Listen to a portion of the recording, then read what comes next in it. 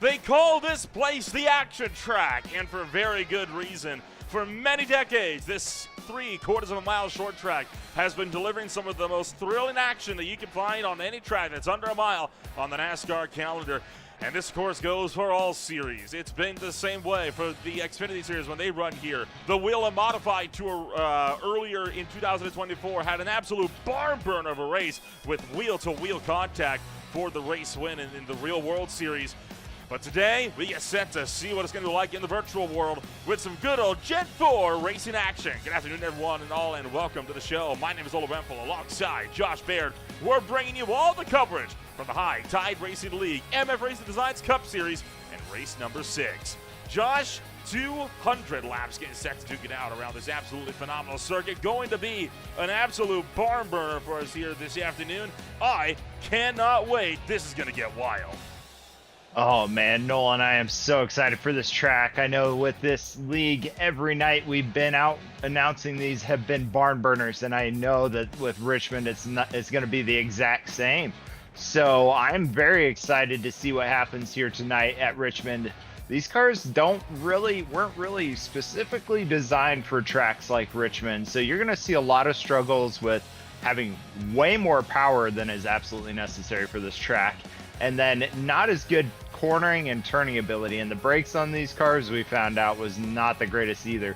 So it's going to be an absolutely amazing race, and I'm so excited for it. Pretty sizable winds, too. 15 miles an hour That's going to give these guys some pretty hefty crosswinds throughout the course of the afternoon. And with these cars not exactly being the aerodynamic machines that they are, we could be expecting that to mean these cars are going to be loosey-goosey all throughout the course of the afternoon. Taking a look at the point standings, Jason Greenwell taking an absolutely phenomenal win with that fuel drive last week with the Texas Motor Speedway, able to rock it up to number 2 in the point standings. Ty Marasco still sits in the points lead, but only by 6. It is still tight for the points battle all the way up and down throughout the field.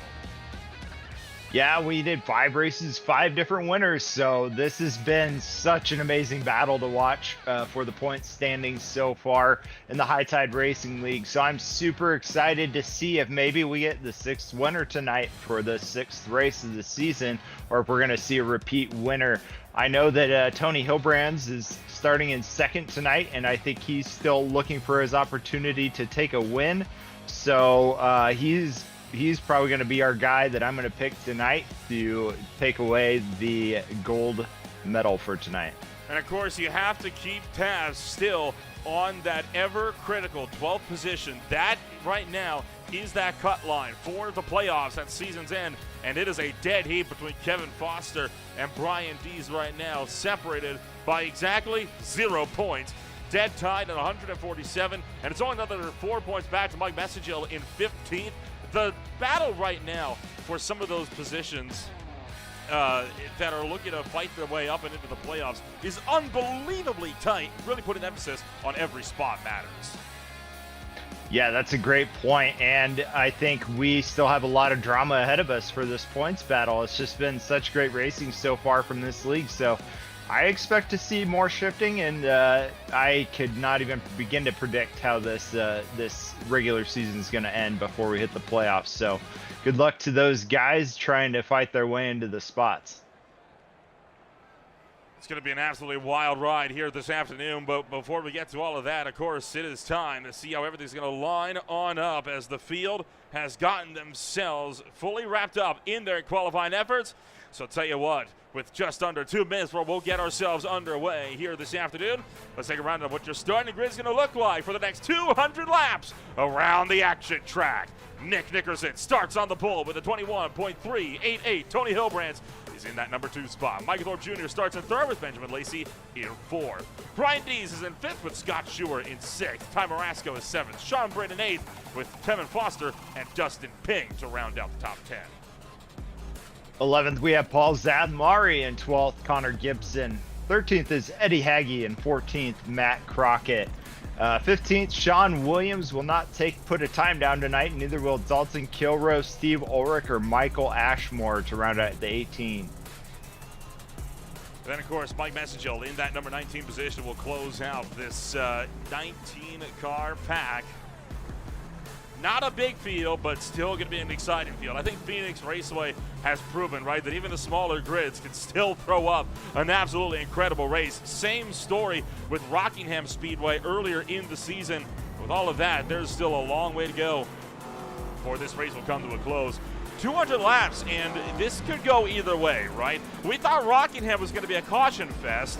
It went caution-free, though. We'll be seeing something similar, perhaps, here tonight.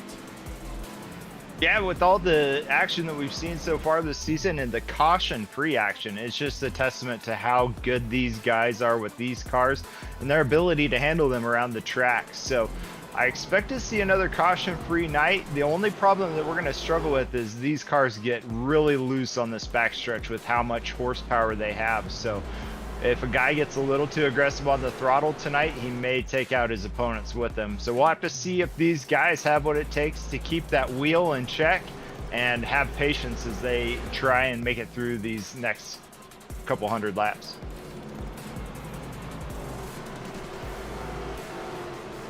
Before we get this show underway, taking a look at what's coming up here on Green Flag TV. The OMSRL Truck Series race number 13 will be at Homestead Miami Speedway this coming Tuesday night. That'll be tomorrow night for race number 13, race 2 in the chase. The Speed Tires Plus Cup Series goes to the biggest, baddest track on the calendar at Talladega. And the next live show will then be a Classic IndyCar Series with the Long Beach Street Circuit at 2 o'clock p.m. Eastern Standard Time. There will be the TNG IL Truck Series in between that. However, that race will be done live to tape as opposed to actually live on the racetrack, and that is expected to make its appearance on the channel at about Tuesday next week. We're happy that you joined us here on this absolutely a beautiful Monday night. The green flag's out. It's go, go, go from the action track.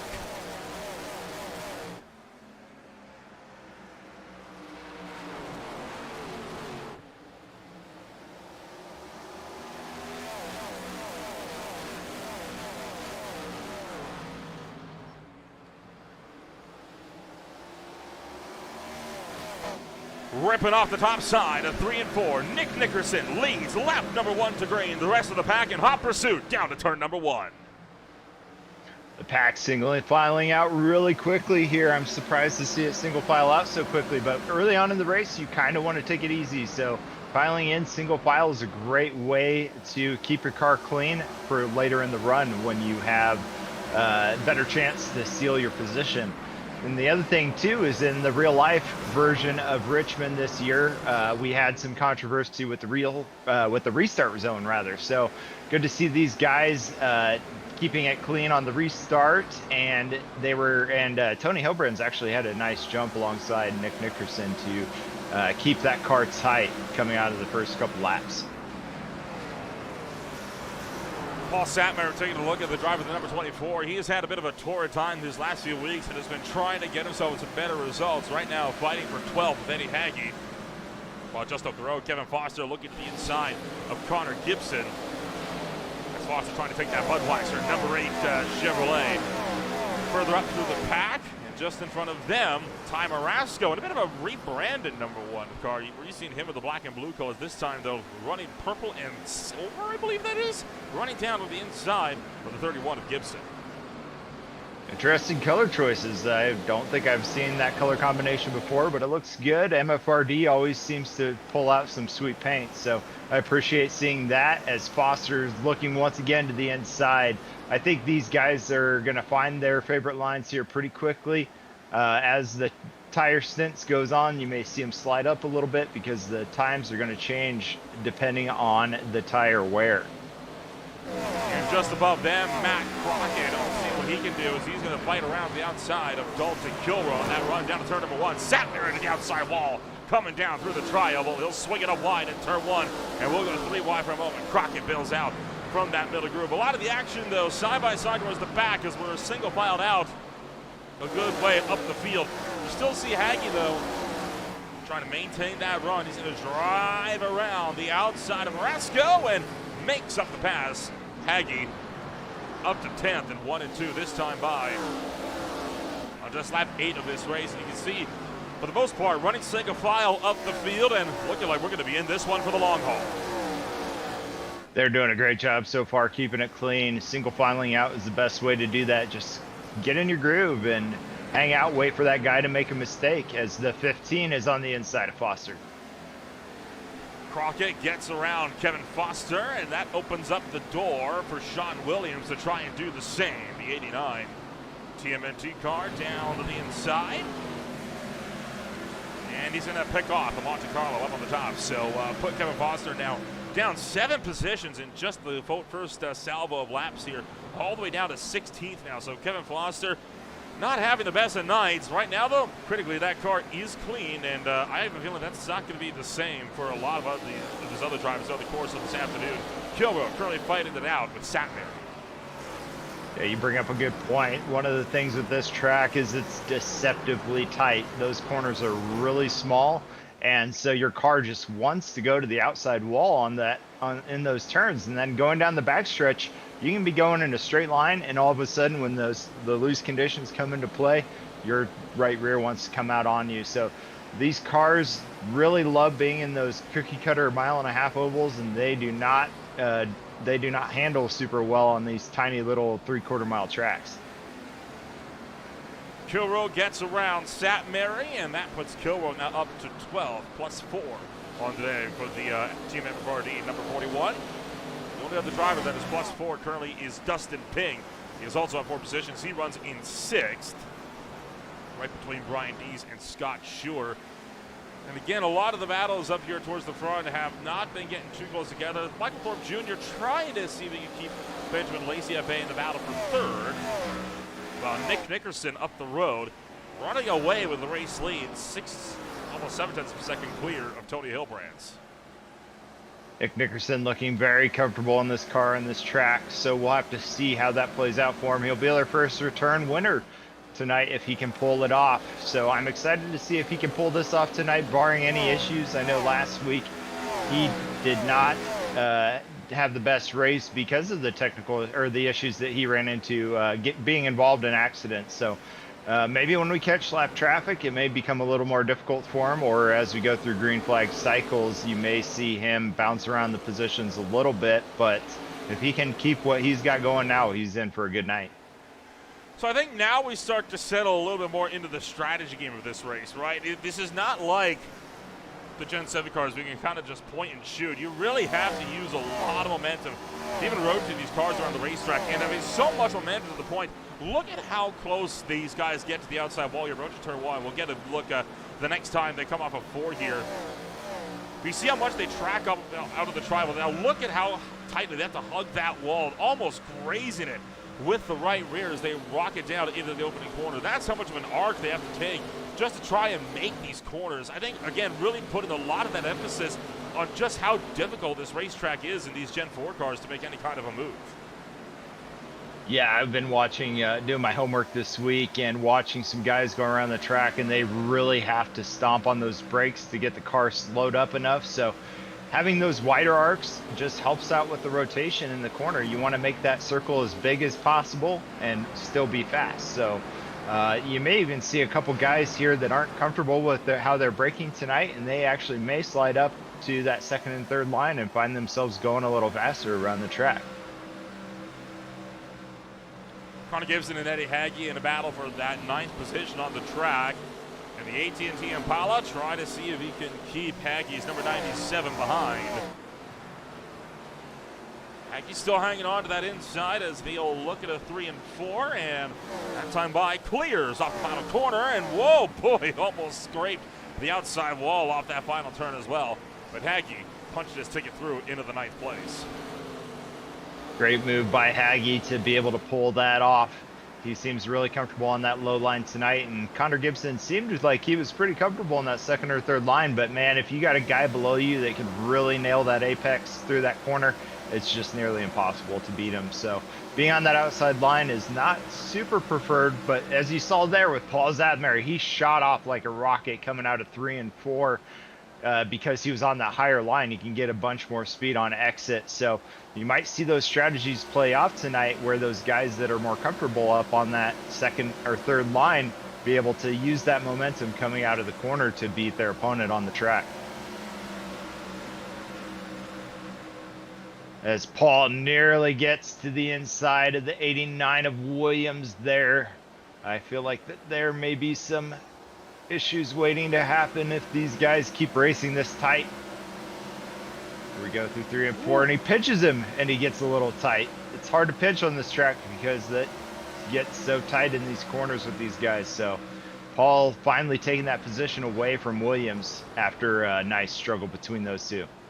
Well, Williams not done and fighting this one out as Sean Williams back to the inside of Paul Satmary and seeing if he can't, again, trying to go over to that move as the Fusion. Can he get clear? Not quite. Still has about the left rear in there. I think he'll get in here at 1 and 2 as Sean Williams takes it down low. Now, will Mike Messengill try to attack as well? He's going to make an effort, but doesn't look like it's going to be a successful one. Well, or it may be as he stuffs that one into 3. Wow, he buried that card way deep into the corner. I was surprised he didn't take Paul out. Sliding back up the track there, but he knew exactly what he was doing to be able to get into that spot. So great job by him to nail those brakes right at the right time and be able to slide right in there. Look at that move by him. And on board with Satmar here. Watch that left side of your screen as all of a sudden, hello, there's the number 3, and they did make a little bit of contact. So the 3 bullying his way by, but able to make that move up for the 15th spot. And, whoa, boy, what in the world was that? That was a weird moment there coming off the corner. What was that all about? Yeah, they were very slow going through that corner. I almost thought a caution came out and they were slowing up for the caution, but especially how in sync they were. Yeah, right. So it looks like maybe those two got a little tight. Oh, we haven't quite hit the spot yet. Oh yeah, it was in 1 and 2, wasn't it? Okay, so Paul got a little tight, took Foster up, and then the 52 decided he was going to just watch that action happen in front of him and not get caught up in that. Probably a good move for Ulrich there to pull down to the inside and just be conservative of that, right? I mean, we're, what, a 10th of the way in? No need to be risking it like that early on. Exactly, and if those two take each other out, that's a free spot. So if you play conservative, watch those two take each other out, then you can get 2 free spots out of that. So it was a great move by Ulrich to slow up and watch that wreck happen in front of him instead of trying to force the issue and possibly causing another incident with himself involved. Defending champion Benjamin Lacey taking it to the inside of Michael Thorpe Jr. as Thorpe trying to hang on for a podium. Thorpe, remember, was in contention for his first win of the season way back at Phoenix. Lost it in the dogleg, though, on the final lap and lost it out to Nick Nickerson. And that's what allows Lacey now to try to attack down the inside as he tries to upset Thorpe's run. But Thorpe hangs on with the number 3 spot. How about further behind for Sean Britt and Dustin Ping? They're scrapping for 6th. Sean Britt and Dustin Ping, these guys seem to be around each other quite a bit, so they probably have some experience with each other, racing each other at this point, so we'll have to see. But Dustin Ping seems to be fast in this league this year, so I imagine that he's going to probably try and get around Britt semi-quickly here and then continue to make his charge all the way up to the front. And then Kevin Foster getting around Connor Gibson for 15th, just down the racetrack as well. And already we're seeing that Nick Nickerson is not too far away from the lap traffic. There's Michael Ashmore, the last place runner. He's entering turn 3. He's entering turn 1, and there's your race leader, Nick Nickerson, already only 30 laps into this, or just over 30 laps into this race. And Nickerson can see lap traffic up the road. Dominant performance by Nickerson for sure. These cars are not easy to handle around here, so he seems extremely comfortable with how his car is handling right now. It looks like he's pinpointing it exactly where he needs to put it on the track every time.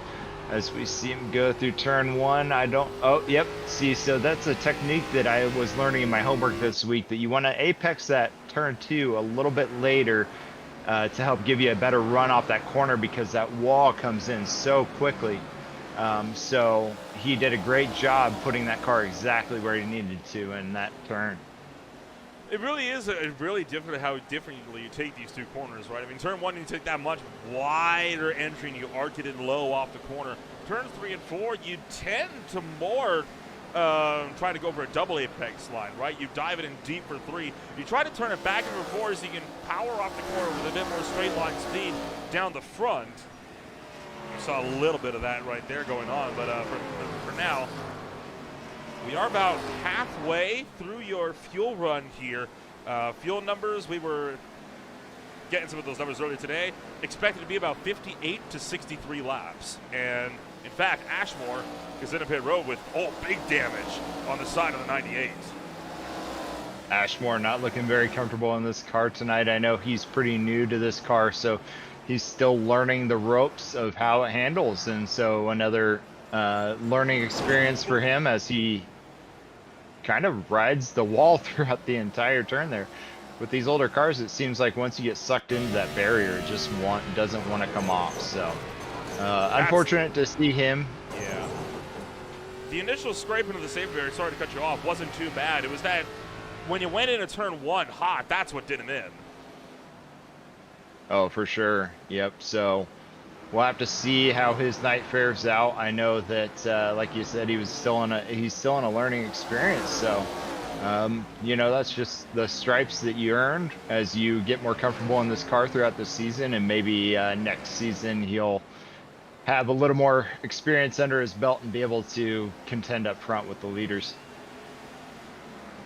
Lacey and Hilbrands going to exchange hands as Hilbrands will drop from second all the way down to fourth. So Tony Hilbrands potentially having burned up a lot of his equipment in the early goings of this race will give up the podium.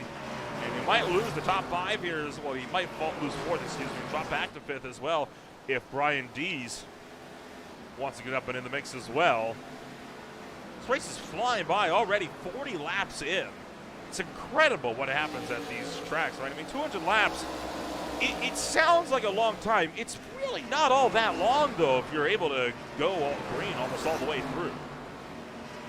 That's what I love about these short tracks. It sounds like a lot, but man, they fly by. I know I'm a huge fan of Iowa Speedways. It's my hometown track, and that's even faster laps that they can turn over there. So it really seems like a small task to be able to turn over 200 laps really quickly.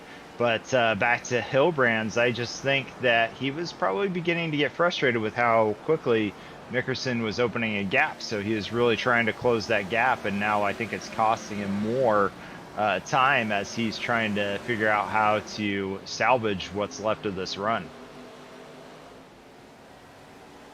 So racing action will look to continue on as right now everything is I think development is to be expected, right? I mean, this is one of those racetracks where we knew we might get some long green flag runs, and we're getting some long green flag runs. We certainly are. You saw Paul Satmary going down a lap as the lone Austrian in the field going to be dropping down and out. So it's unfortunate for Satmary. He's going to be kind of dropping down, but I mean, hey, it could be worse, right? I mean, he's been doing a good job so far on keeping that car very much stable where it's at.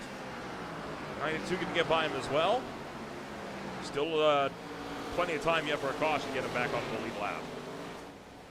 Well, not having the greatest of seasons, but again, another guy that's really trying to learn this league and learn how to drive these cars. So hopefully he can just keep it clean tonight. I think that's the expectation of some of these newer guys in this league, is just keep it clean and gain experience. And then next year or the coming years, you'll be up there in the front towards the end.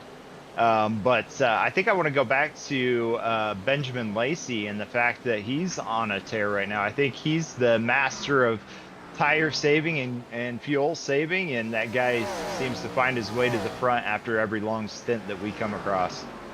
Lacey really has been the pit stop guru all throughout the course of the season, and even in fact the series as well. Remember back to season 1, all of those phenomenal strategy drives that saw Benjamin Lacey picking up some huge points paying positions and several wins as well, including his final win that came at the Charlotte Motor Speedway to close out the season.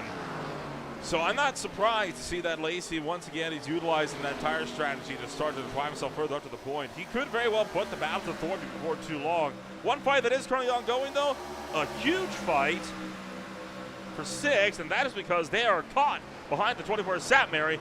Rick trying to go around the outside is a big 3 wide, ping down on the bottom. Brett way up to the top, they'll remain 2 abreast down to turn 3.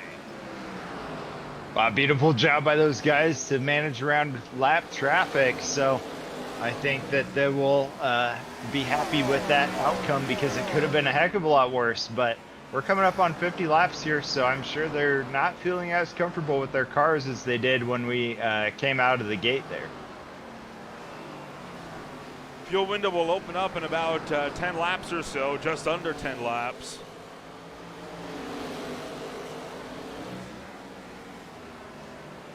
As the fight for 6th through 10th continues on single file as of right now. But again, it's only going to take that one mistake, and then this race gets kicked into overdrive. There you see Ty Marasco, points leader, trying to look down the inside of Dustin Ping in the 81 machine, trying to fend him off around the top. Eddie Hagge taking it. Oh, Hagge into the pit barrels, and that will force yellow flag number 1 as Hagge pulls a Dalton Kilrow from season 1 and nails pit wall.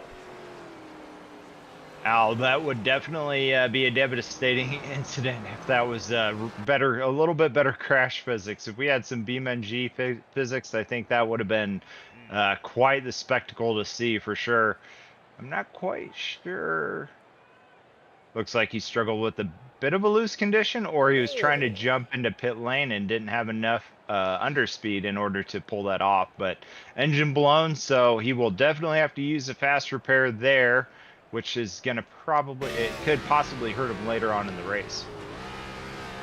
On board with Haggy, and yeah, he was trying to make it to pit road and just wasn't even close, to put it bluntly.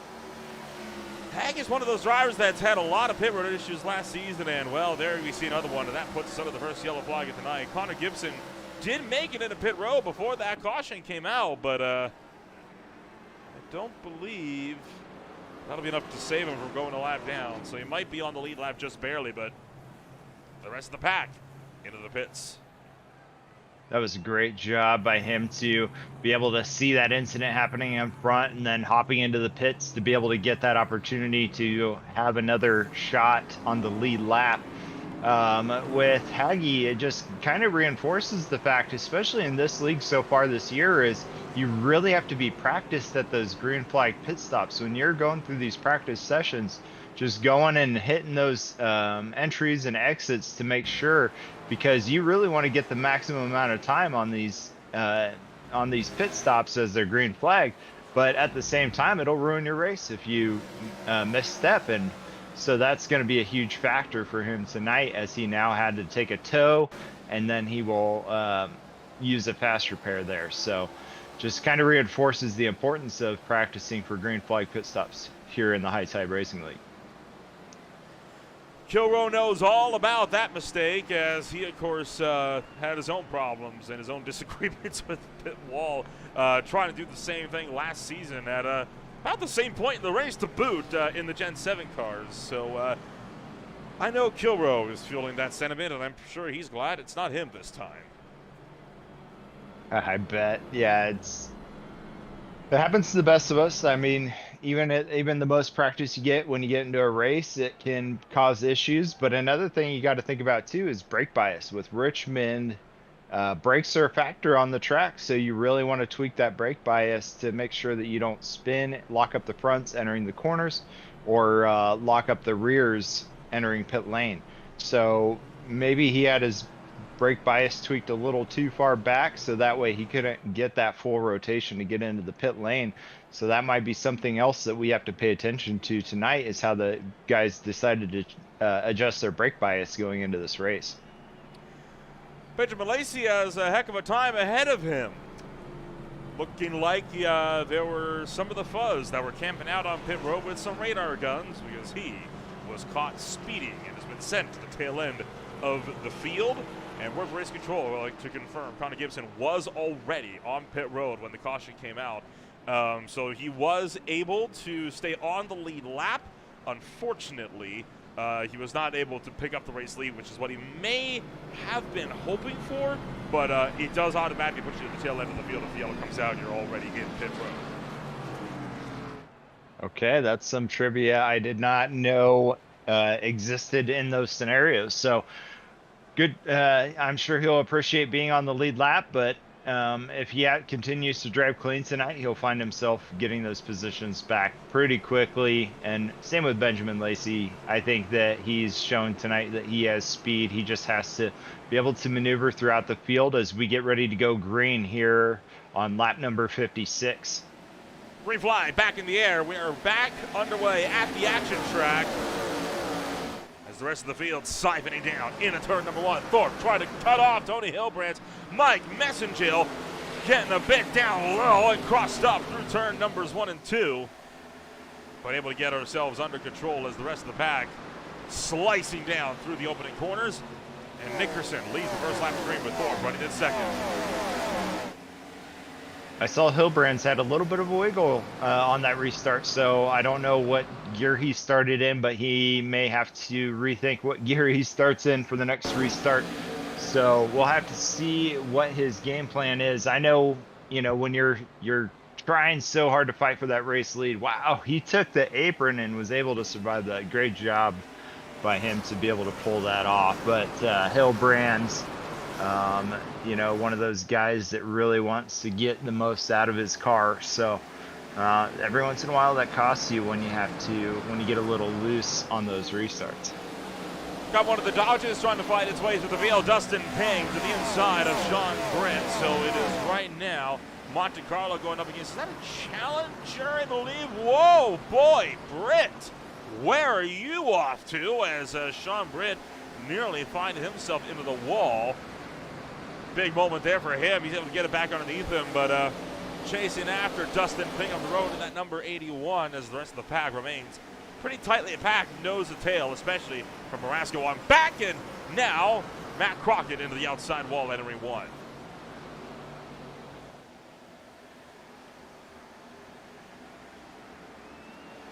Matt Crockett able to get his position back just a little bit after that contact with the wall. These cars are magnets to the wall, so you want to get as close as possible, but at the same time, if you get sucked into that wall, it's really hard to pull that thing off and keep your position. So great job by him to be able to recover from that as he gets ready to take kill row on. That got a little hairy. I think it's safe to say, putting that one a fair bit mildly. Just able to get those cars back underneath them. But this would be about where we'd be seeing a lot of cars coming down to pit road, and this would be about the end of the pit cycle had this been under green flag beyond this lap, showing just how close we were to the pits happening under green, especially with Hankey and, of course, Gibson trying to pit early to undercut the rest of the field. Curious to see if we'll get about the same distance at the end of this next stint.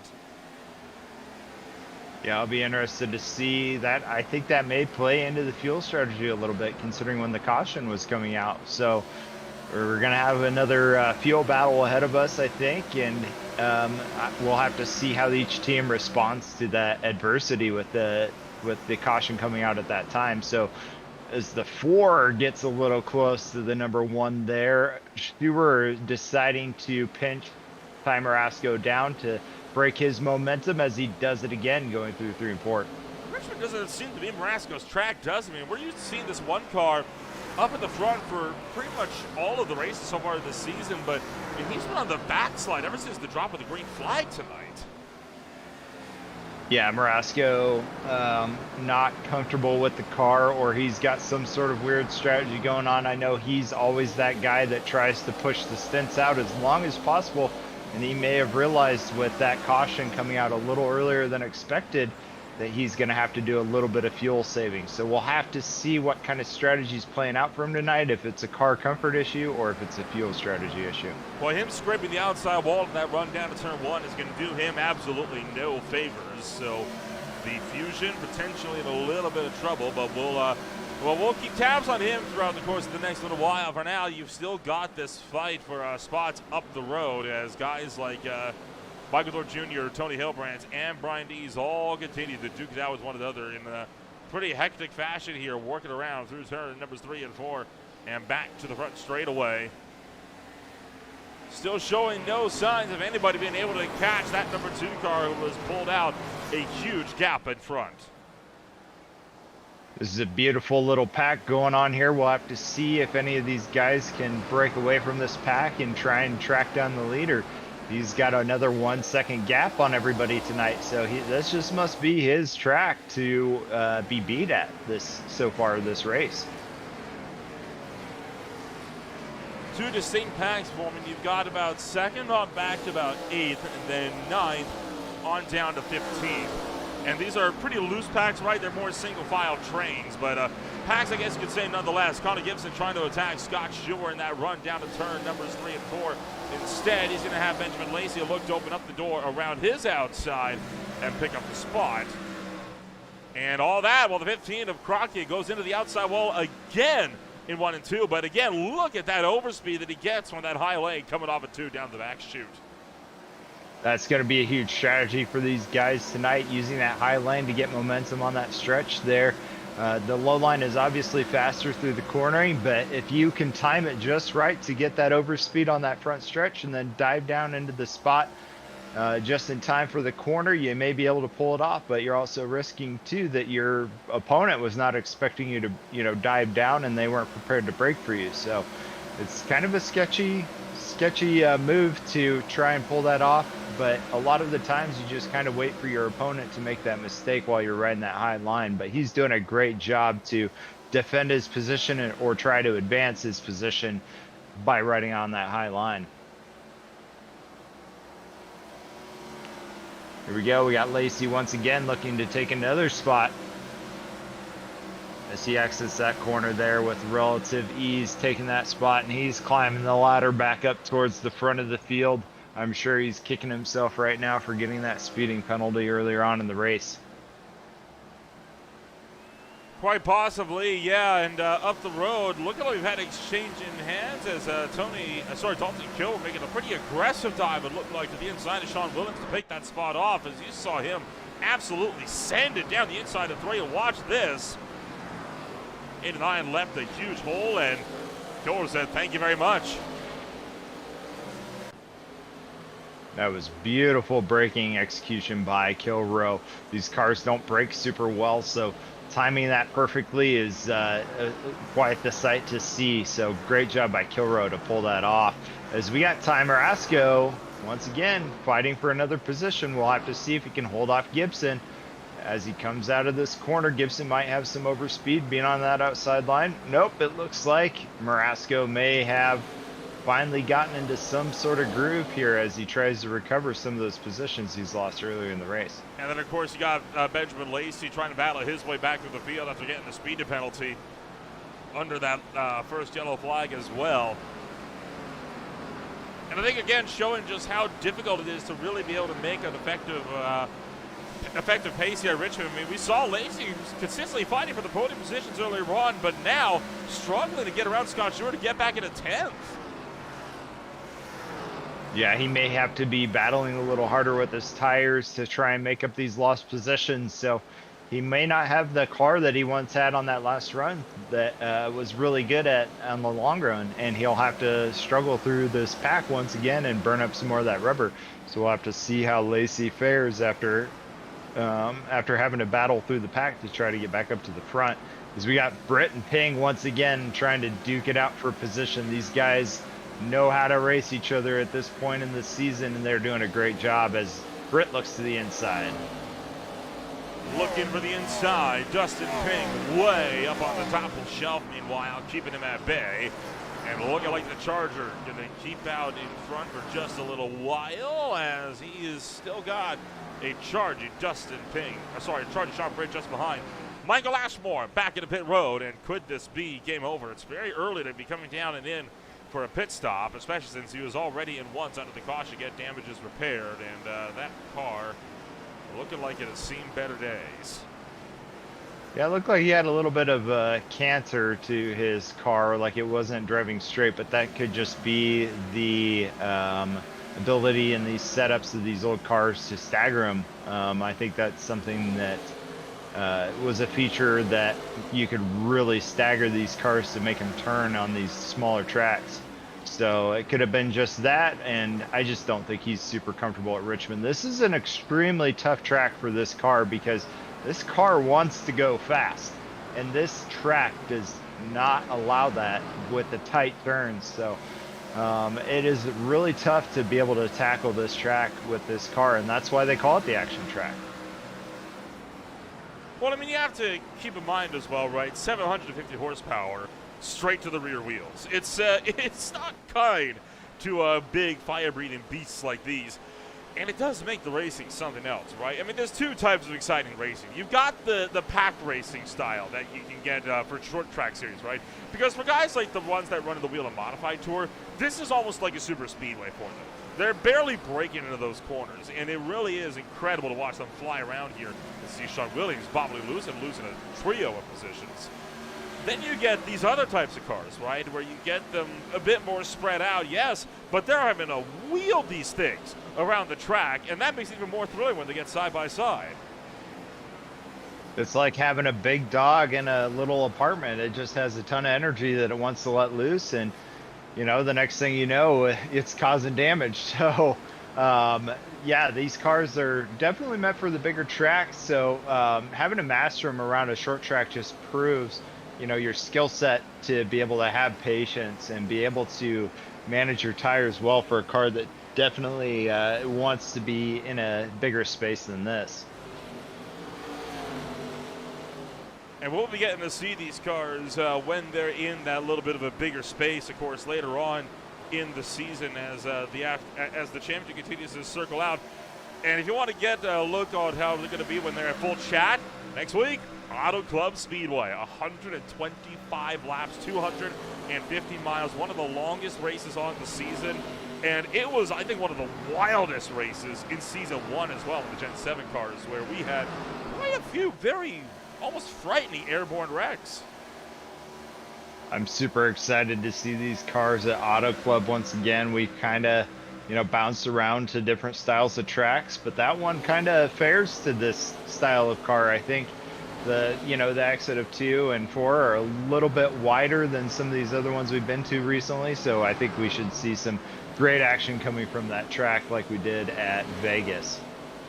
Then, of course, got Lacey. Oh, boy, powered it off the corner and stepping the back end out as he tries to get around Scott Shore.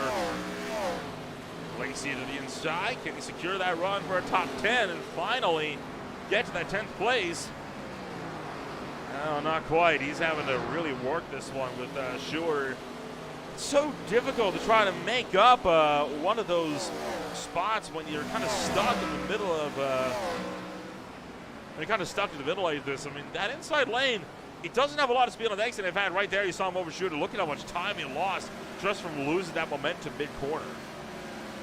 Yeah, Lacey's extremely frustrating right now, and you can see it in his driving style, but he's still got 110 laps to go, so that's a long time to make up a lot of positions. So if I were him, I would just, take a deep breath and back off, or not back off, obviously, but, kind of ride behind these guys for a little bit. If they're making it really tough to pass, sit behind them a little bit, wait for them to make a mistake, try to take advantage of it. But if you get overly aggressive with these cars, it's going to lead to an incident, or you're just going to start suffering on track time with worn out rubber. Hillbrands, D's, Ping, all sit in front of this battle for 6th. Dalton Kilbo to the inside of Sean Britt. Very easy overtake there for Kilbo, and you have to imagine with how hard Lacey's having to fight just to get to the top 10, Britt let him have that one. I agree. That was a great job by Kilrow to make that pass look so smooth. On Britt, he's seeming to be comfortable with his car tonight, and Foster and Marasco also battling for a position as Marasco looks really deep to the inside, coming out of the corner and down the front stretch. That's a great move by him. Now he's got an opportunity where he can break late here and possibly be able to take that position away from Foster exiting turn number 2. Seeing if he can pick him off, and looking like he will. So Marasco hangs on to that 8th position with Kevin Foster still sitting in 8th, and then just behind still this battle for 10th. Not about to go away anytime soon, but I don't think Lacey's going to honestly get there. I think you might have to wait for a pit stop window at this point to make this up. Yeah, I agree. He needs to he needs to have something happen in his favor, but I know he can pull it off. He's done it before, and he did it to get himself up into the 3rd spot here already once tonight.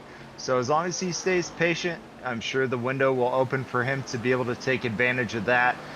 He just can't keep making those mistakes of being over aggressive, or he's going to end up regretting his decision later on in the race.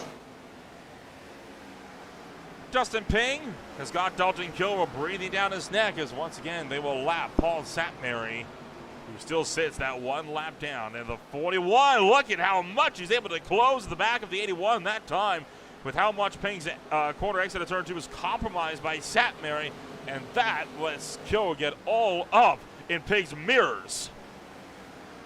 Yoro's looking like a beast right now, ready to be unleashed. He just seems to be taking over these cars and just flying throughout the track right here. So I think all bets are off for him, and he's just trying to get up there as quickly as possible. I know that MFRD tends to lean on the conservative side when it comes to fuel saving to try and set themselves up for the best finish possible, but his engineer must have told him to go full tilt because he's definitely going full tilt right now. Kilroe to the inside of Ping, seeing if he can pick him off down the back chute. Side by side in a dead heat, and the team MFRD, number 41, takes that one to the bottom. And Kilroe is through. Gets around Dustin Ping. Ping with the cutback. Through the tribal and down the front stretch, down to turn number 1. Now it's Kilroe who's on that defensive line up on the top and able to just rip that line to perfection. Kilroe secures that move for the lead. Allows to focus up on battles on down. Lacey finally completed the pass on Scott Stewart, courtesy of Paul Satmary. And right at halfway, Sean Britt and Brian Dees, both at a pit road. He's in pit road. Gibson in pit road. We'll have to see Britt in pit road. We'll have to see how these guys decide to play out on their strategies. We'll have to see if their teammates decide to come down and join them as well.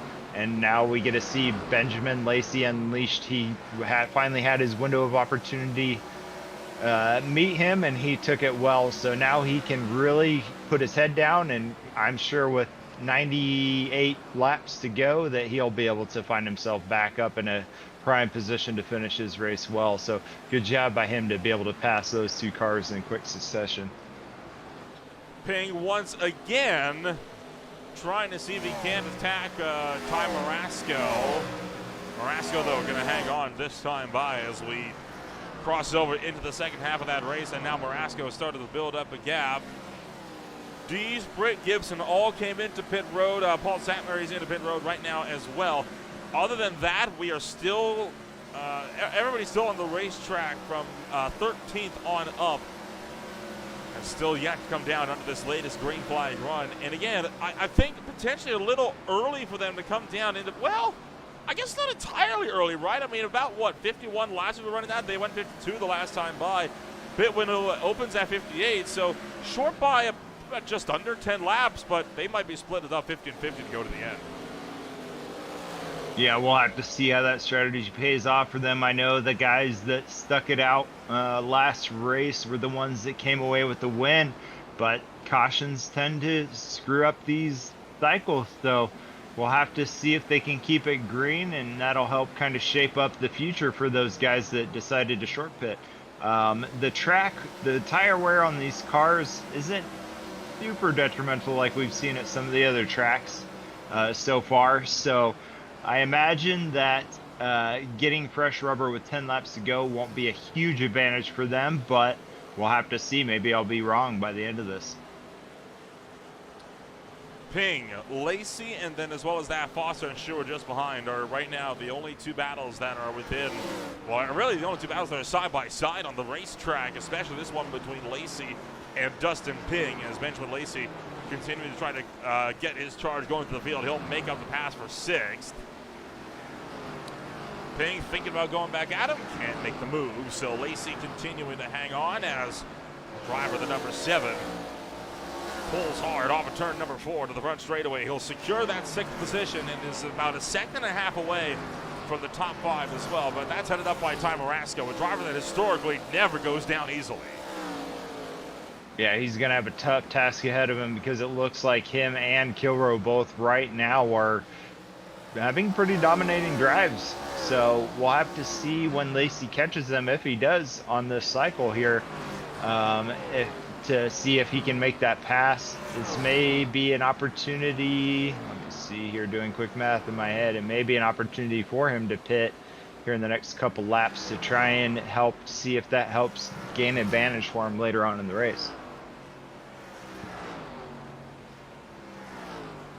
Dustin Ping coming down and into pit road. Kevin Foster and Scott Stewart still side by side for 7th on the racetrack as well as they scrap it out for that 7th and 8th positions up on the racetrack.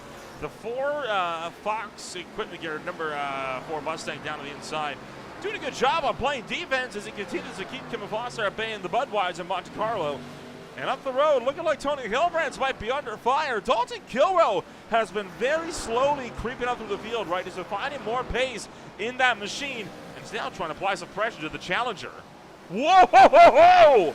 Huge tank slap there for Kilrow coming off of turn 2. Yeah, Dalton Kilrow looking like a man on a mission.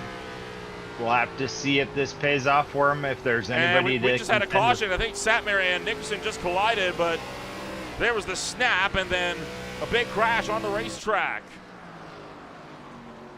Well, this will shake things up. With 112 laps to go, oh, Nickerson's got some front-end damage right there. A lot of it. Oh, we'll no. have to see if he takes the optionals there. I think as fast as he's been tonight, I'd be a guy that just embrace the optionals and save that fast repair for later on the race. We know that using that fast repair last race ended up costing him as he was involved in a second incident. So we'll have to see what caused this here. Nickerson had just lapped Satmar. Satmar, remember, is on fresh tires. Sends it in, and oh boy, locked it up to try to keep it out. Couldn't do it. Punted the two around, and they both go into the outside wall. And Nickerson spun fully around, and that is what brought out the caution flag. That is tough, though. I would not be a happy camper if I was Nick, I'm going to be honest. Oh, yeah, that's extremely frustrating being involved in an incident with a lapped car, and it's also kind of frustrating being the lapped car being involved in the incident, because you know he wasn't intending to do that. It's just when you have different strategies going on, guys with pressure tires and, you know, guys lacking, you know, some experience with the car, it can lead to issues. It was just an inch of real estate, but that was enough real estate that was needed to cause that spin there. And Ty Marasco stopping in the middle of the racetrack. He is now back behind the pace car where he should be, but an interesting moment there for him. Oh, that's tough, right? I mean, Satmar was on fresh tires, right? But on the other hand, he was already a lap down before that incident and before he came down to pit road.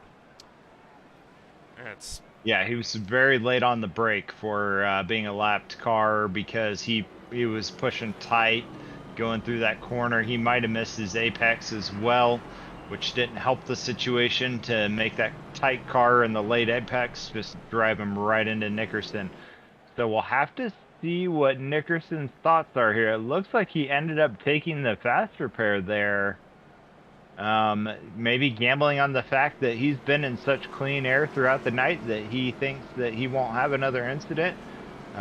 With him having a second lead between the cars around him, I don't see why that would be a problem for him. So the lights remain on aboard the iRacing pace cars. We're going to take ourselves a quick step back. You're watching the High Tide Racing League and Racing Designs Cup Series and the action track on Green Flag TV.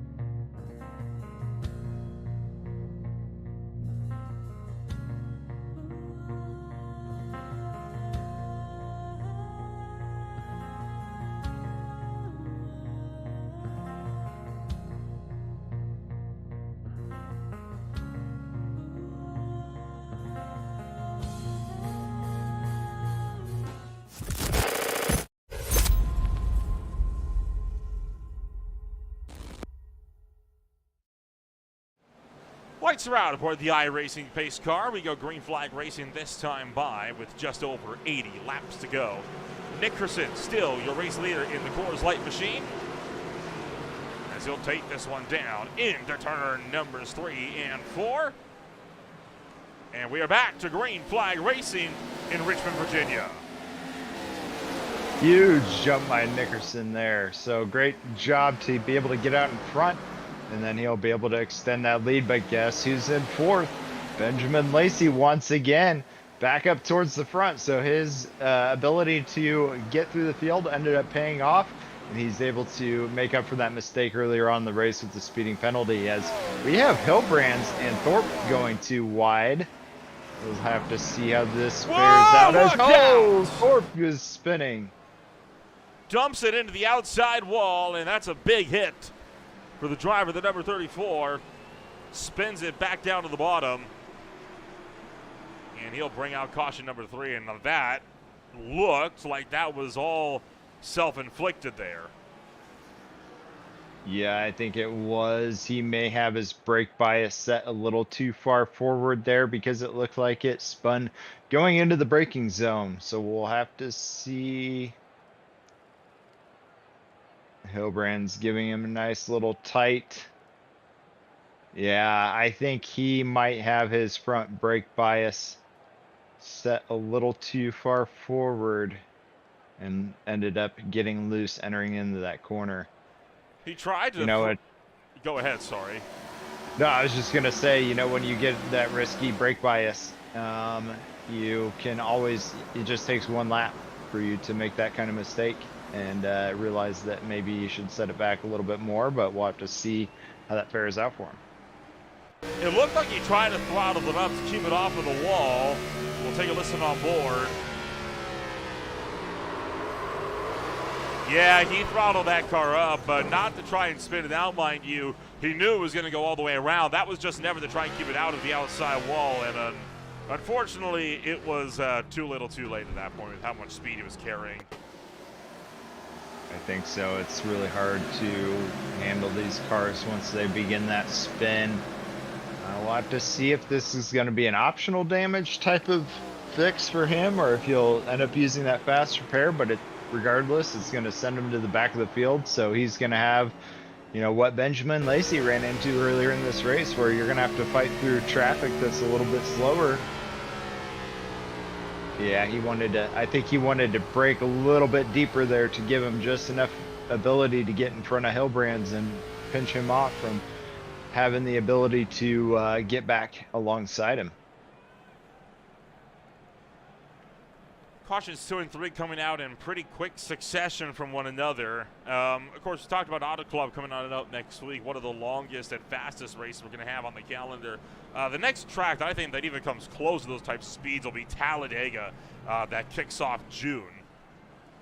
But before that, it's a wild month of May that these guys are going to have, as well as a wild end to the month as well, right? Sonoma will play host to one of the two road course races of the season, the other one being Watkins Glen in the round of 12 later on in the playoffs. But then May has Dover, the legacy version of Pocono, and Martinsville before June. It's going to be a wild month. I agree. I'm excited for Sonoma because this will be the first road course that we will have in the High Tide Racing League. That usually gives a chance for those guys that maybe struggle a little bit on the ovals to really show their stuff. And Sonoma always tends to have action packed, especially with these cars. They're definitely not designed to handle the road stuff very well. So we'll have to see who can shine on that one. And then Dover is a very unique, and Pocono is a very unique layout. So it's going to be a great next couple races for the High Tide Racing League. I am excited for each and every one of them coming up.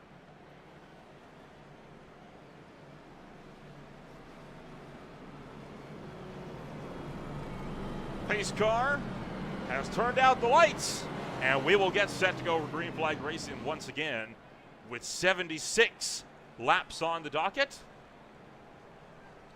Each one of these cautions that we get, it's going to ramp up that attention more and more. It takes away more time for these guys to make up those spots. Yeah, Marasco that's not sitting pretty right now in 14th. And then Thorpe Jr., after his mistake, is also back there. So we'll have to see those guys try and climb from the pack to earn their spots back as we go green here at Richmond once again.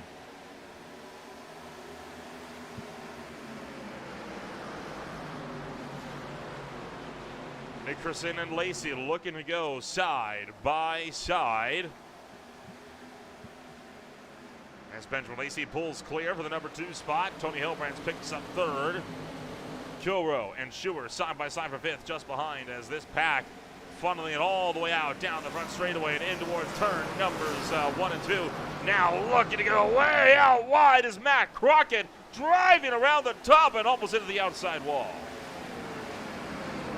Wow, that was really wide for Matt Crockett there as they go 3 wide. As Thorpe is looking to make up those lost positions, and Crockett now into the wall down the front stretch. That is going to hurt him significantly. Seeing a couple guys slow up behind him to try and avoid that in case he dove it to the inside of the track, as Gibson now gets around the number 8 car as we enter in this next set of corners. Thorpe already on a good recovery drive. He is now up into 8th and continues his drive through to the point. Crockett still battled out with Brian Dees. And now Kevin Foster sits just up the road as well. Kind of the cork of the bottle right now for Crockett, preventing him from carrying that outside run through turn numbers 1 and 2. Dees hanging on to the bottom for 11. This is all the big scrap for 10th on back through the field. And right now, Dees wants to get back up and into some good point scoring positions.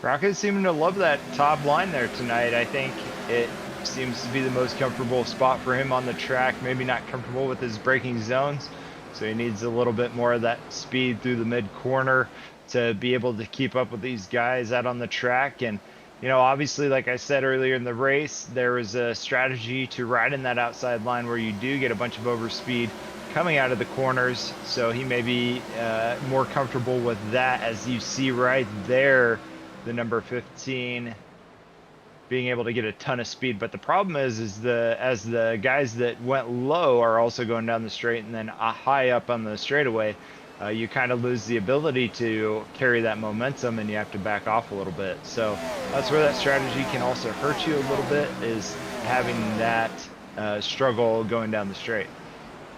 And Sean Brick, Connor Gibson also engaged in their own little dogfight here as everything continues to kick off from the Richmond Raceway. Britt able to get around Gibson. That was for 8th. And we also had the pass for 3rd just a little while ago. We'll try to track down Dalton Kiro's pass to bump Tony Hilbrands off the podium. Really for the first time all night long, we've seen this 92 car being knocked off of the top 3. And there was the pass. Kilrow just taking that one down to the turn 1. And Hilbrands almost got back to him. Yeah, that was really close. Good job by Hilbrands to react to that situation a little bit.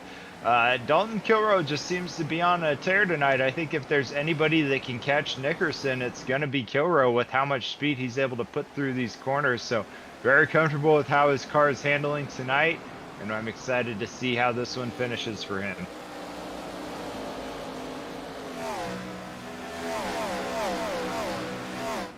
Lacey and Kilrow continuing to duke it out as they run 2nd and 3rd all the way through.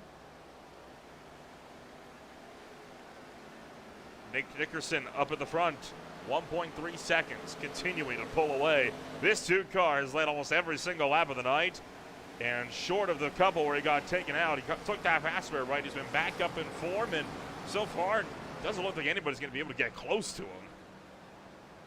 Dominant performance by Nick tonight. I think we might end up seeing our first repeat winner of the season so far, and that's definitely going to shake up the points here, as he's only a handful of points behind, you know, the next couple guys in front of him. He lost 3 points last week after an early end to his race, so he's got some points to make up to try and find himself sitting pretty entering into the playoffs.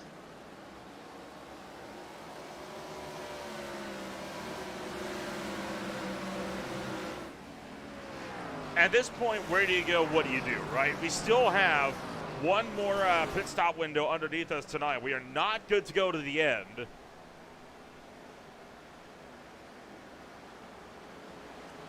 So second through fourth, we know for a fact. In fact, we know everybody still has yet to come down into the pit road. The fuel window again, 58 to 63 laps. We went green flag racing with about 76 to go. It's gonna be. It could very well be a splash go pit stop, but going that long on one fuel run, I'd imagine we'd be seeing people taking tires, even if it's within the final 20 laps of this race. I think you're right. I don't think there's much strategy at this point like there was a couple of weeks ago. So we'll have to see if anybody decides to be clever. But I think it's pretty straightforward at this point what the engineers are telling their drivers. Another interesting thing, just touching back on Nick Nickerson pretty quick. Dustin Ping, so the couple guys ahead of him right now in points is Ty Marasco, who's sitting pretty far back right now. Jason Greenwell did not make the grid tonight. Scott Schuer, he's doing pretty decent. He might have a pretty decent points haul with that tonight. And then Dustin Ping, who's also a little further back so far this race. So we might see a huge point shakeup at the end of tonight for the standings going into the next race. It wouldn't surprise me with how close the point standings have been all throughout the course of the championship so far. And that's part of what you get when you get through the first 5 races without a repeat winner. Right now, I mean, I'm taking a look through the point standings right now. There's not a single spot throughout the entirety of the top 12 that is separated by more than 9 points. That is astoundingly close. First down to 12 in total. The first 13 separated by only 51. That is a massively tiny gap for a points battle. Knock on wood that we get this the rest of the season. It's been so fun to watch these points shakeups as people have been having great races and also not so great races that have been keeping the points so tight. And I hope to see 5 or 6 more non-repeat winners as we continue on through the season. These guys just show really well how competitive they can make this league, even with having a brand new car for this league. They're showing that they are mastering these cars and they're making for a great performance so far this year. Lacey, Kilroe, and Hillbrands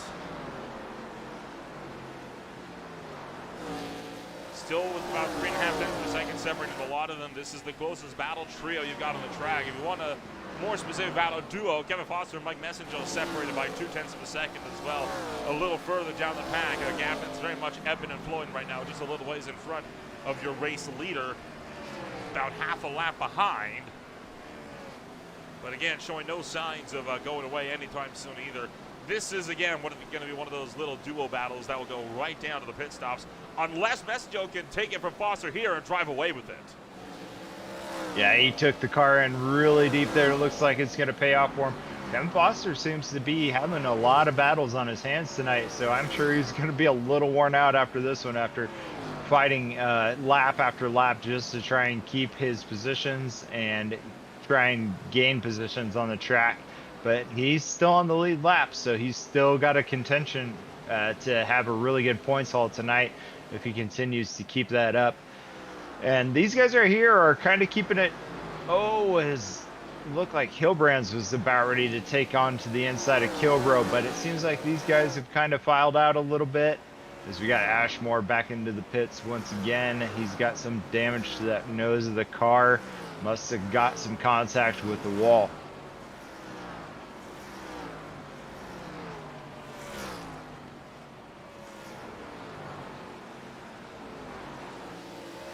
Towards the front of the field, Benjamin Lacey, Dalton Kilroe, and Tony Hillbrands. Continuing to scrap it out amongst themselves as you saw Michael Ashmore, the Daytona winner, coming to pit road. And then here we go with Sean Brett and Ty Marasco. Started to get a little bit closer as well. The Apex Sim Racing Monte Carlo trying to keep Ty Marasco's Ford Mustang at bay. And Marasco into the wall in the middle of the straightaway, no less.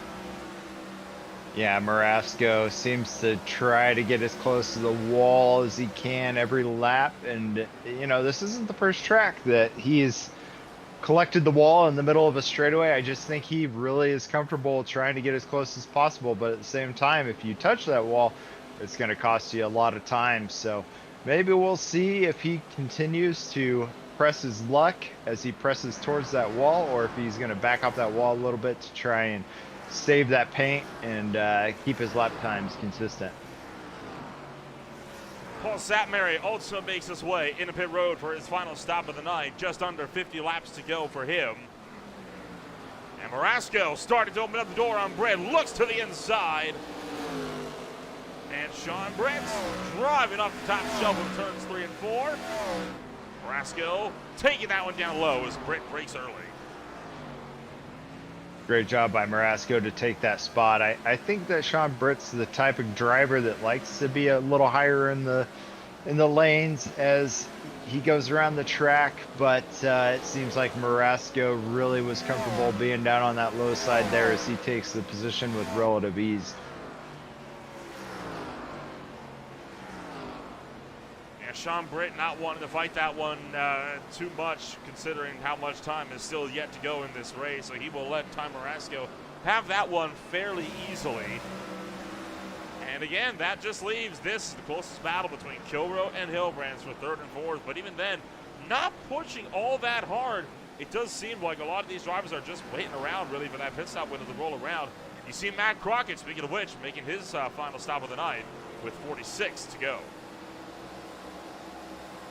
Crockett coming down a little early, probably not comfortable with how that car handles in a long run, so he's just trying to salvage what he has left of the race. And we might see some of those other guys start coming down as they get less and less comfortable with how the car is handling on the track.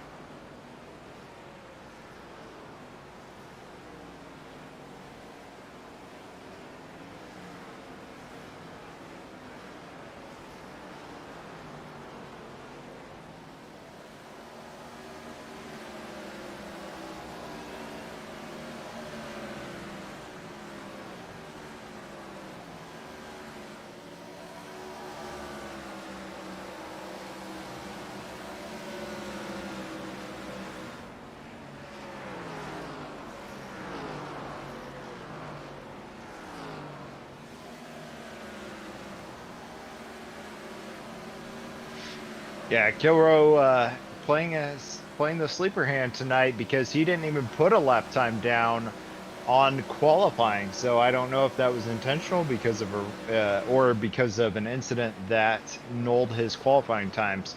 But either way, he's proven that he's very fast tonight. And yeah, I think Hillbrands has a really tough task to be able to overtake Kilroe. And we can also see Benjamin Lacey pulling a gap on these guys as well. So Benjamin Lacey, another driver tonight that's been very comfortable with his car.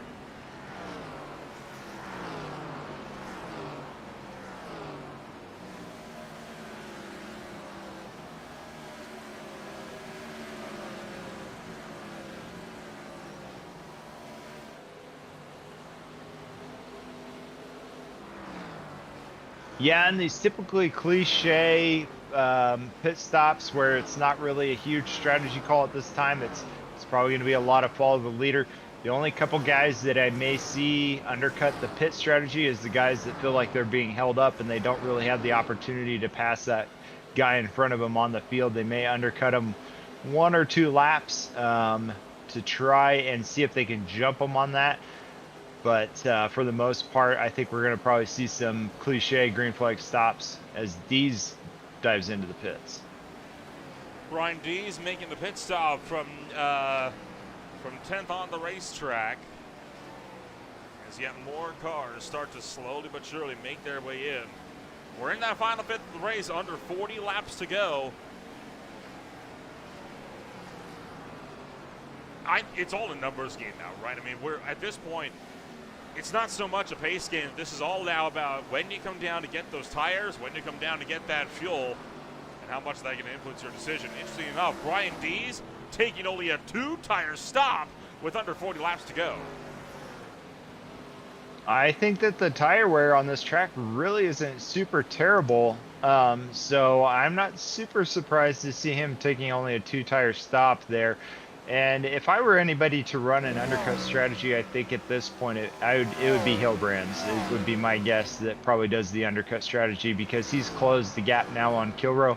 but with how worn these tires are at this point, it's probably not the wisest or not the most comfortable to pass. So we'll have to see who's deciding to undercut to try and beat out the competition for their position tonight.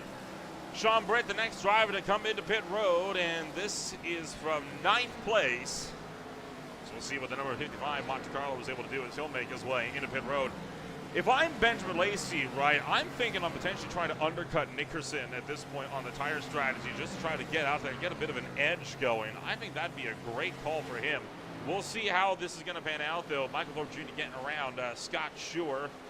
And that is on overall pace as Thorpe finally getting up and around the number 4 machine. That was the pass for 5th overall on the racetrack. And as well as that, Brian D is getting around Steve Ulrich, who is yet to make a pit stop as well. Thorpe climbing the ladder after his incident right after this last restart, so him back up in 5th is not a huge surprise for me, but he's still got a tough task ahead of him because now he's got a sizable gap between him and Hillbrands that he's going to have to close. And at this point, if we're going to run green flag throughout, you're going to have to do a little bit of tire management so you don't make sure that you totally burn it up before the end of the race. 32 laps on the docket for race leader Nick Nickerson, who really just has to try to nail this final pit stop, and it'll be smooth sailing. And at this point, I think it's safe to say we could very well be seeing this number 2 car as being the first repeat winner of the championship this season. Took that race win only just, though, at Phoenix, and had Thorpe not lost that back end at the Phoenix Raceway, right, you do have to wonder if he would have had that win, because he had the inside line of Phoenix was always the place to be, and that was where Thorpe was before he dropped into the dog leg. So that race really is a huge what-if scenario in terms of this whole points situation. I agree. I think that Thorpe was really disappointed with how that ended for him in that race, but Nick Nickerson really showing how comfortable he is with this track. It seems like he's got its number tonight, and I definitely, barring any other lap car incidents, it's going to be his race to lose. Hopefully, I don't want to jinx him at all, so I'm going to knock on wood once again tonight that he doesn't have any issues coming into the pits. If I were him, I would take it extremely conservative, because he's got about 3 seconds where he could really take that extra time to make sure he has a great pit stop, or a safe pit stop, and not cost himself any unnecessary losses by having a speeding penalty or missing pit entry. Now, this wood you're knocking on, is it real wood, or is it like that fake wood, like what my desk is made out of? Oh, it's IKEA wood, so I'll knock. Wood. Yeah, so I won't be knocking too hard. It's a cheap composite wood, we'll say that. So I don't want to knock too hard, I'll break it, but I'll give a couple extra knocks just in case to keep it nice and safe for him on the track, so he can take this win out of sheer skill tonight. That feels like it's like, is the wood real or fake? It's like, it's neither. It's IKEA. it's right. Its own breed. Is it even wood? As Hillbrands decides he's going to jump in a little bit early, same with Lacey. So we're going to start seeing these leaders here, or pit here, a little sooner. And I think your call with Lacey undercutting to try and gain an advantage is coming to fruition. And Kilroe, well, Nickerson, in fact, responding to the undercut. Sure enough, the lap after, he blinks. So the number 2 car in a pit road. Dalton Kilroe staying out, going for an overcut strategy. See if he can put himself on fresher tires towards the end of this race. Thorpe, Schuer are also in a pit road. It is a big gaggle right now. Hillbrand's with a bit of a long stop, 15 seconds compared to about the 14.7 that a lot of the other teams have been doing throughout the course of the race so far. That's going to be detrimental to him out there on the field, so we'll have to see how this plays out as the pit stop cycle through. Not surprised by Kilroe staking it out. He's usually the guy that tries to run as long as humanly possible, and maybe even doing some fuel saving just to give him that extra lap or two. So we might see him out there even another couple laps, but it really depends on his fuel because I think he's going to try and burn off every last drop as we come into the final set of Oh, pit trouble stops. for Thorpe! The number 34 car losing it out of pit road, and there will not be a caution. Will stay green, but one of the former top 5 runners looping it on the exit of pit road and just picked up the throttle and nosed it into the inside wall. Yeah, poor Thorpe having another unfortunate incident tonight. It just doesn't seem like to be like the cards are going his way tonight. And, you know, when you're trying to get out of turn 2 to maximize your pit exit on a green flag stop, you really want to try and be an aggressive on that throttle, but at the same time, it'll cost you your race if you get a little too aggressive. So it's a very good balancing act. And with that nose damage on there, I'm sure that he's going to struggle with overheating issues as well. Sean Williams at the 89 has been given a stop and hold penalty, and that is because, again, caught speeding in pit road. So the Ford Fusion will have his day go bottoms up once again as Dees, Gibson, and Britt all still side by side with Marasco, a lap car just in front. Sorry, Marasco on the lead lap just in front of them, and oh boy. Pit and three-road action. Marasco has yet to come down to pit road. All of these cars have already made pit stops, so Marasco is right now a huge cork in the bottle.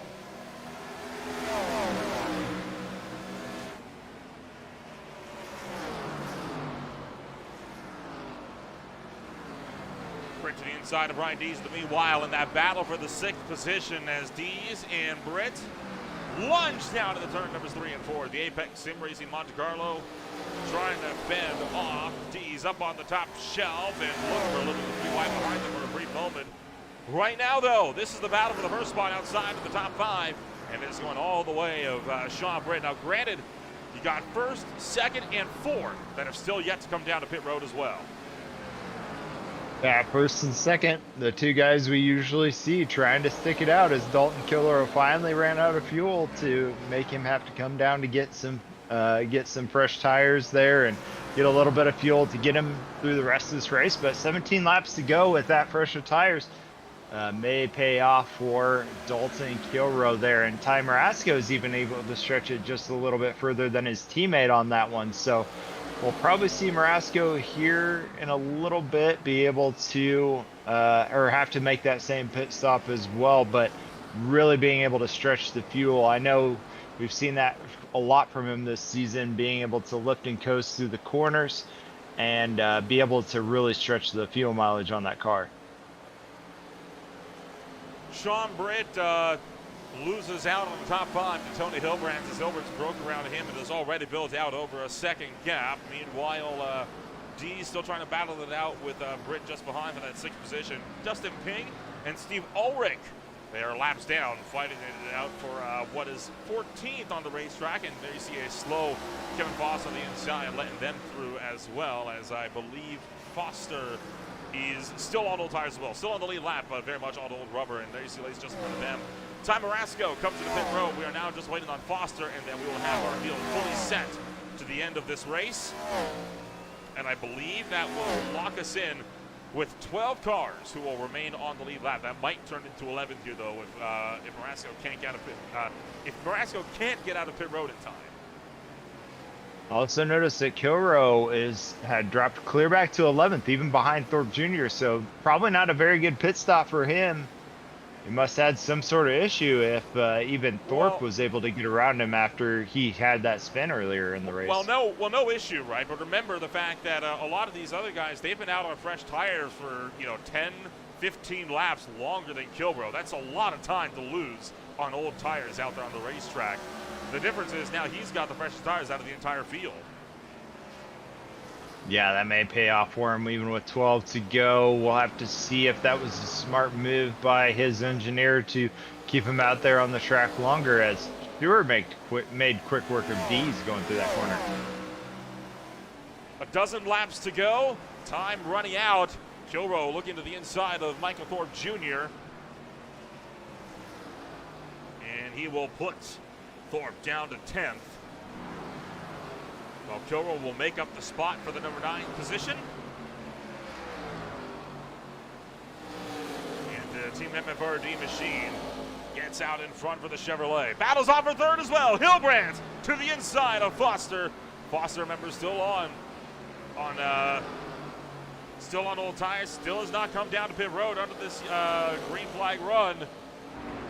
His last pit stop was on lap 113. So we're seeing what Kevin Foskey's doing when he's going to come down to pit road. Yeah, he'll need to come down here pretty soon because the time's running out for him to make up any positions on the back end of this. So we'll probably see him come down relatively shortly. It's been great to see him stretch that fuel mileage out longer than just about anybody on the track.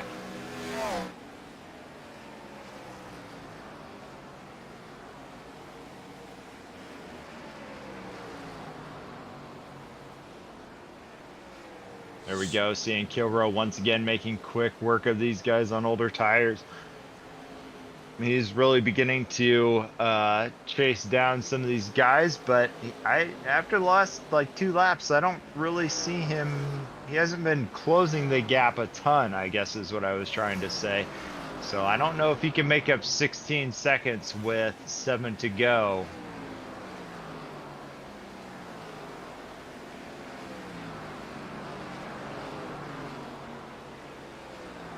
Lacey, despite having come down a lap earlier than the 2 car, has not been able to reel this gap in at all. Nick Nickerson has been way out in front for a huge chunk of this race. 6 laps to go, and he is still led by and far the most amount of laps tonight. I don't think I can think of any other car that would be more deserving of victory lane right now. No kidding. He really shows how skilled he is at this track. He's just been putting on a clinic tonight on how to race at Richmond. So it's his race to lose for sure at this point. I'm sure that he will be able to find a way to keep it clean and keep away from those guys.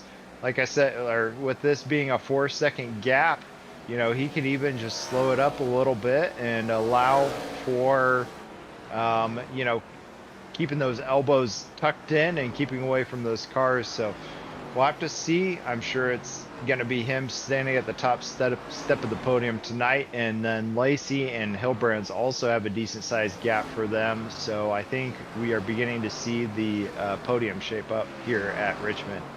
Just saw Dalton Cole get around Brian Dees, and then just a second later, Tom Marasco completed the pass on Connor Gibson.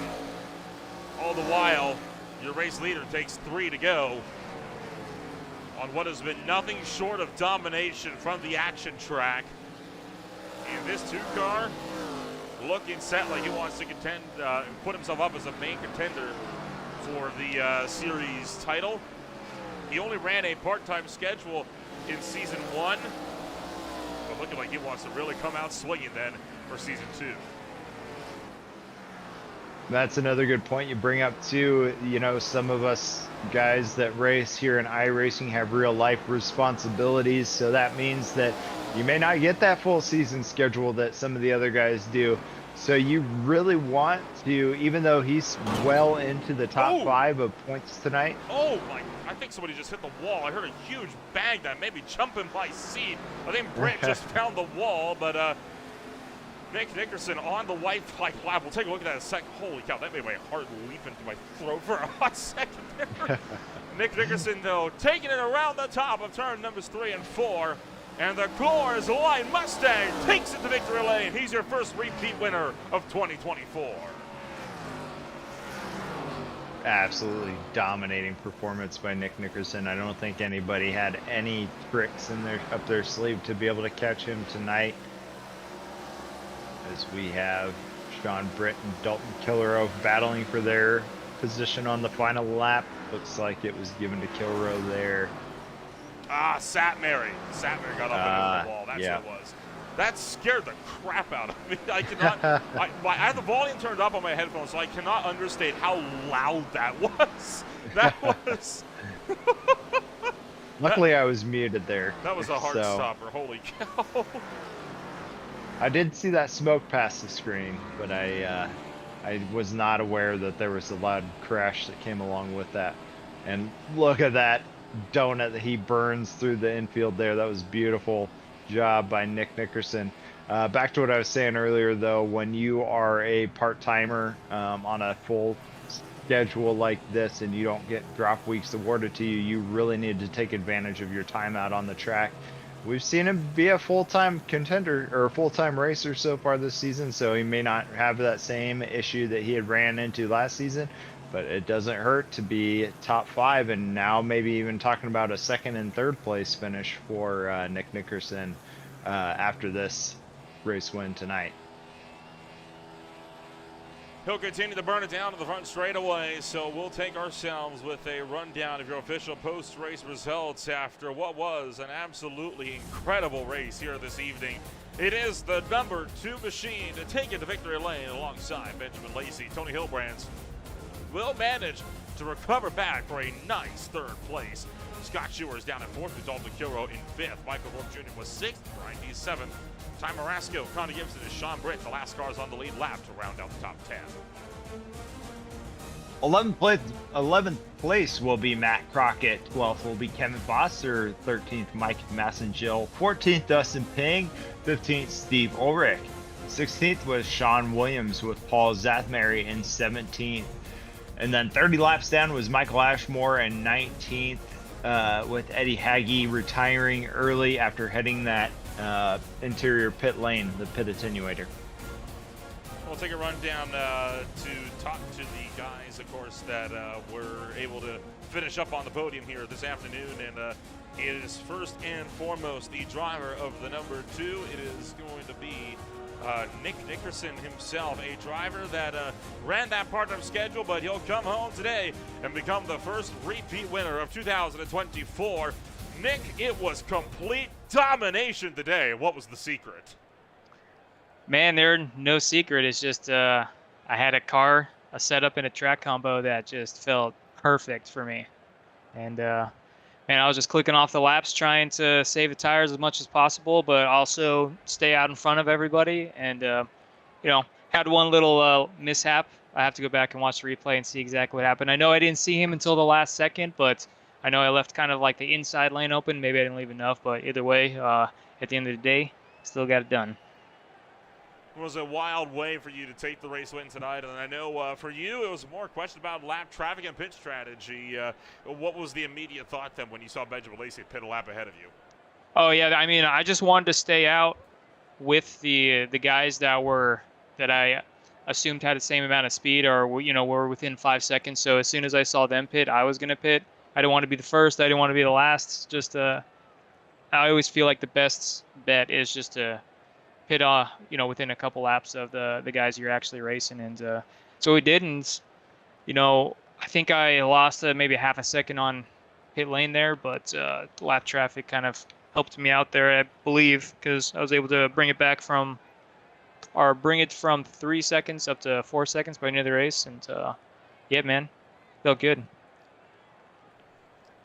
And of course, we return to a very familiar racetrack next week. It is the Auto Club Speedway. Once again, 125 laps. I know you partook in the first race we had there in the Gen 7 cars, and to say it was eventful was an understatement. Do you reckon it'll be the same then this season? Yeah, man, that's these cars are just so dang fast, and hopefully we just have a good setup to where the thing's not loose or tight, and that's all it comes down to. But so far, man, I feel like this car feels. Sometimes it's not the best, but it's certainly manageable compared to like some of the fixed Xfinity car setups. Some of them are just awful. This car seems like it's fairly well rounded, so I think it could be a good race, but we'll just have to wait and see. Well, we'll see how these are going to pan out when we go racing in Fontana 1 week from now. But congratulations on taking your second win of the season tonight, and we'll see you then next week. Appreciate it, man. Take care. That was Nick Nickerson joining us up here on the broadcast booth from Victory Lane. That'll take us down to number 2. It is your defending champion, Benjamin Lacey, to take up the runner-up spot here this evening. And Josh, you're standing by with our second place finisher. Benjamin, congratulations on finishing second place tonight. It seems like that's a victory considering how dominant of a performance Nick Nickerson had on this track tonight. I can only imagine the frustration that you may have felt knowing that he was riding off into the sunset. Can you tell me a little bit about what it's like when you're trying to chase down the leader and he's just so fast out there tonight? Annoying would be the word I would use. My word. Huge congrats to Nick. I think he's the first double-time winner this season, so congrats to that. But yeah, man, he was a different breed tonight. I don't know what he did, but I mean, I was trying to replicate his line from what I could do, but I just wasn't close enough to see to see what it was. So I mean, my word, he was fast tonight, but I was trying to save, and then he was still just pulling away even laps into the run. So he figured something out on this track, and yeah, he was just a different level tonight, and I'll take P2 as a win for sure. Yeah, I agree. It was quite astonishing to see him be so dominant. But the other thing that I got to give you a lot of kudos for tonight is the fact that, you were up towards the front and then you got sent to the back with the speeding penalty and then you climbed all the way back up to second place. Can you tell us a little bit about your experience as you were trying to climb that ladder to get back towards the front of the pack towards the end of or towards the beginning of that race? It was just tough to pass. That speeding penalty, I wasn't really paying attention, so user error. But it felt like I was pretty close. There was somebody else trying to beat out on pit road, and I thought, maybe if I just give it a little bit, it'll go. So I don't know if I was +1, 2, 5, 10. I don't know what it was, but got it. So I went to the back, and then it was just it was kind of frustrating a little bit because I was sitting behind Scott, and I felt like I was a little bit faster than him, but I knew we were both saving. And then we were kind of battling it out a little bit, and we ended up catching a pack and was able to get up and around. But then coming into the pit stop, really, I think was when I was able to make a little bit of time. Even though it was under yellow, I was able to get in and out and gain a couple positions on that. So I think that's really what made the difference of being able to work it way back up, because it was just so tough to pass, at least for me. Saw that a lot tonight on the track, especially from your perspective as we were watching you try and climb that ladder back up the field. So great job to be able to use those windows to your advantage and come away with the second place finish. We were looking forward in the schedule just a little bit ago, and one of the tracks I saw coming up was Sonoma. How do you feel about having the first road course of the season coming up here in a couple of weeks? Well, the guy who won tonight is a road course specialist, I would say. He's going to be really fast to watch and fun to watch on road course. It just looks like he's going so slow around the corners, and he's just taking you to Applebee's. So if I can just come away with a top 5 at a road course, I think that'll be a good day for me. Sometimes I feel like I do okay on them, and then other times it's just not it for the night. So got to work on that, I guess. But it should be fun. We should probably see who the road guys are here a little bit in the league, and I don't know. We'll see. We'll see how much Nick probably beats the rest of the field by. Yeah. Well, it's going to be interesting with the Gen 4 cars. I think they are definitely not road course masters by any means. One more question for you tonight is, do you have any sponsors you'd like to thank for your second place finish? Yeah, we've got Real Earth Films. Check them out, realearthfilms.org. They do some wildlife documentaries and of the like. They actually have a thing called The Lone Wolverine. It's going to be coming out here in some film festivals and in a release here, I believe May something. I think I want to say like May 17ish, give or take. But keep an eye out for that. You can go find out more on their website. So give that a shout out. And then Filming the Wild, it's a YouTube channel of kind of behind the scenes of all that. So youtube.com/filmingthewild. And then Green Flag TV, you guys do such a great job, so I appreciate it. And then got to shout out Michael Falk for being a sponsor. That he's super cool, and he does great work. So appreciate all y'all. Awesome, Ben. Thank you for joining us up here in the booth tonight, and congratulations on your second place finish. Up next, we have our third place driver standing by with Nolan for the final interview tonight. It'll be Tony Hilbrands who will take it home with yet another podium here on the season. And Tony, we're racking up the podium trophies over here, but still not without one on the win column here this season. But I think this is proof again that it's not too far away. But a third place finish, it's got to feel good, especially after a bit of an up and down race for the 92.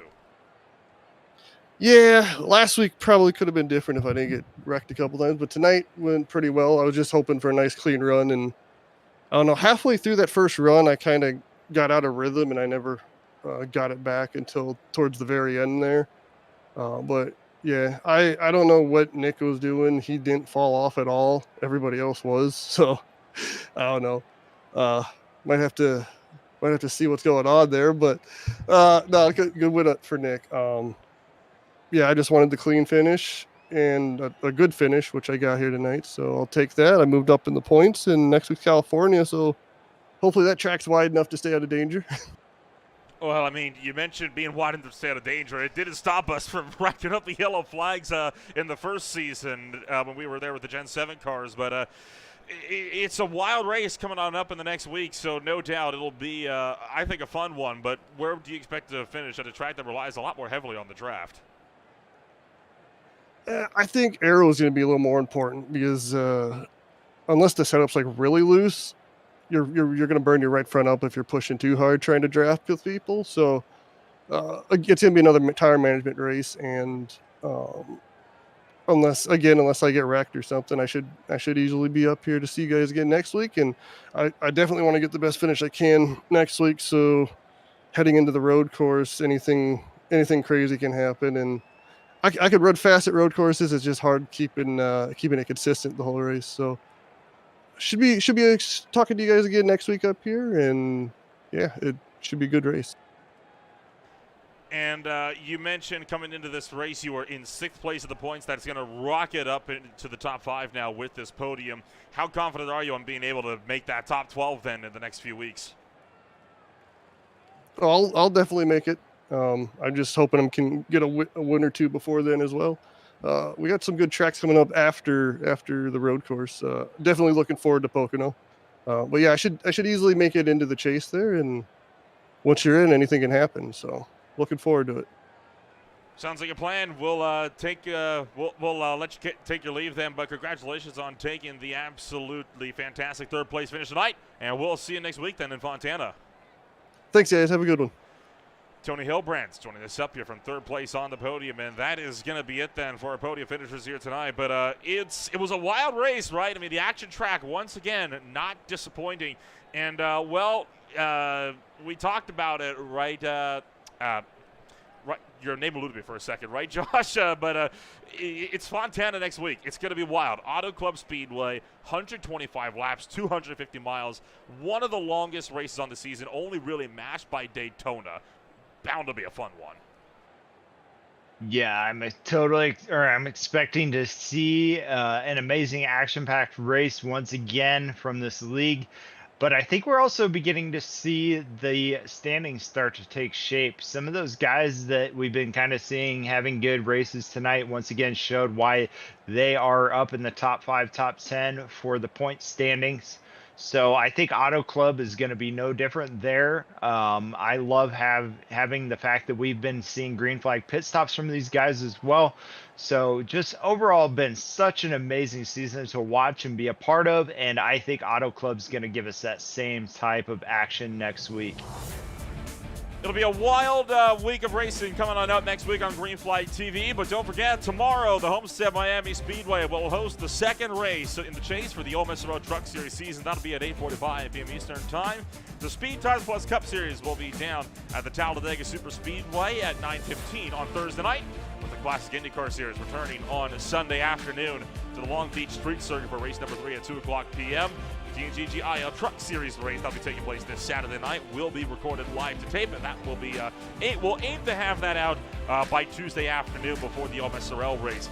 But for now, my name is Noel Rempel. Thank you for joining us tonight for more racing action on the High Tide Race of the M Racing Designs Cup Series. If you want to find out more about who we are and what we can offer you, check us out today at www.greenflytv.com. My name is Noel Rempel alongside Josh Baird. We'll see you next week when we go racing in the West down in California.